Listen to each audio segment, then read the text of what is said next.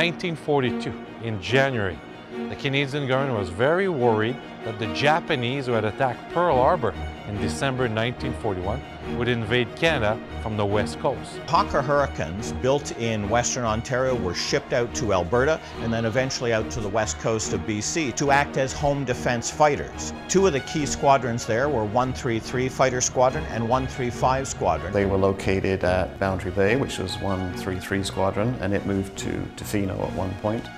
And then there was 135 Squadron that started off at Pat Bay, moved up to Alaska, Annette Island, then it went to Terrace, and then it came back to Pat Bay. The 135 Squadron was noted by their Fighting Bulldog nose art on many of their Hurricanes. And they operated the Hawker Hurricane exclusively for a couple of years, constantly on the lookout for the potential of Japanese raiders or even invaders on Canada's west coast. So they became our premier home defense fighter. When they were based at Patricia Bay, there was also an effort given to shooting down mounted bombs that were launched from the other side of the Pacific Ocean. Most of the squadron's new Hurricanes came directly from the Canadian Car and Foundry factory in Fort William, Ontario. You can easily see the difference between British and Canadian Hurricanes, as the propellers on the Canadian Hurricanes had larger center hubs that wouldn't fit within a standard spinner. So they went without one until the spinner was redesigned. It was this resource, and an airplane was needed to do the job. So the Hurricane was one of the fighters that was then pushed into the frontline squadrons on the two coasts.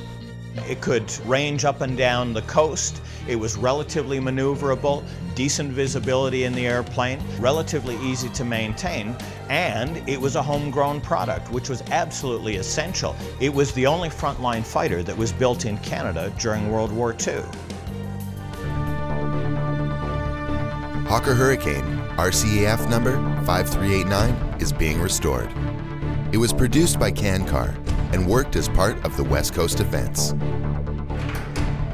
I understand that this one came on board 133 and then was lent to 135 for a while. Both were West Coast home defense squadrons, and then came back to 133, but I think it's predominantly a 133 squadron airplane.